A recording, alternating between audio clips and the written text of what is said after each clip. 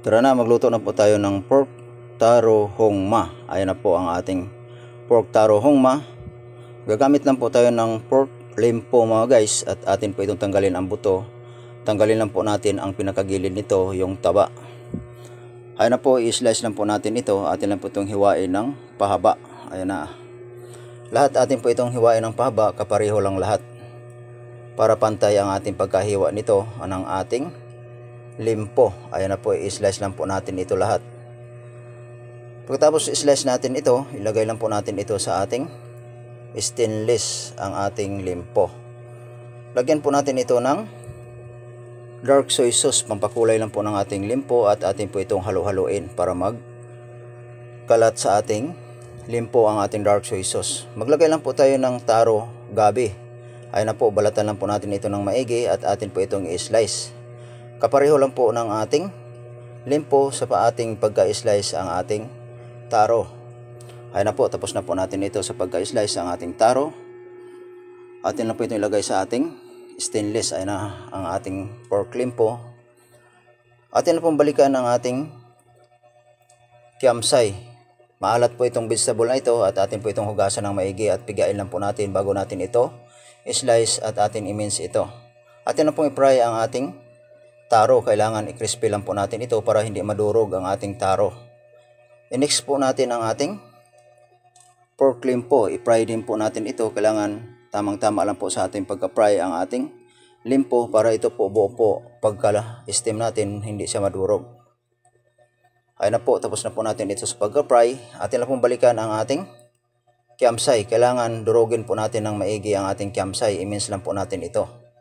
Ayun na po, tapos na po natin ito at mag-mince lang po tayo ng garlic and red onion at atin po itong isuti sa ating kawali at maglagay po tayo ng lasa. Lagyan po natin ito ng sausing wine at maglagay lang po tayo ng ajinomoto, chicken powder, white sugar, white pepper, and oyster sauce. Halo-haloin lang po natin ito ng maigi. Patuyuin lang po natin ito at ilagay po natin ito sa ating pork taro hong ma. I-arrange lang po natin ito ng maayos ang ating pork taro hong ma. Ayun na po mga guys ang ating taro and limpo. Atin lang po itong in-arrange ng maayos at atin po itong isa-isahin paglagay ang ating taro. Kailangan dikit-dikit lang po ito sa ating lagayan. Itap lang po natin ang ating kiamsay. Ayan na po, na-mince na po natin ito. Itap lang po natin sa pinakataas at maglagay lang po tayo ng soft stock nito. Timplahan po natin ang soft stock. Maglagay po tayo ng hoisin and red bean curd. Maglagay lang po tayo ng rock sugar, oyster sauce, ajinomoto, chicken powder, white sugar. Ayun na po, atin lang po itong lagyan ng laurel at maglagay lang po tayo ng star anise at steam po natin ito ng 2.5 hours. Kailangan malambot sa pagkalagay. Atin lang pong isuti ang ating broccoli at atin po itong lagyan ng lasa. Lagay na po natin ang ating soup stock.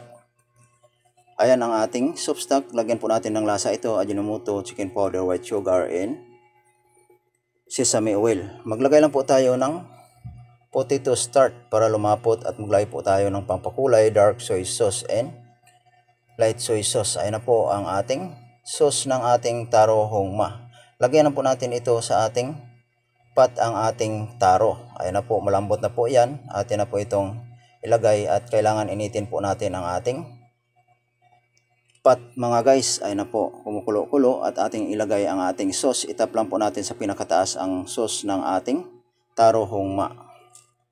Maglagay lang po tayo sa pinakagilid nito ng broccoli flower ng ating hong ma. Ayan na po ang ating broccoli flower.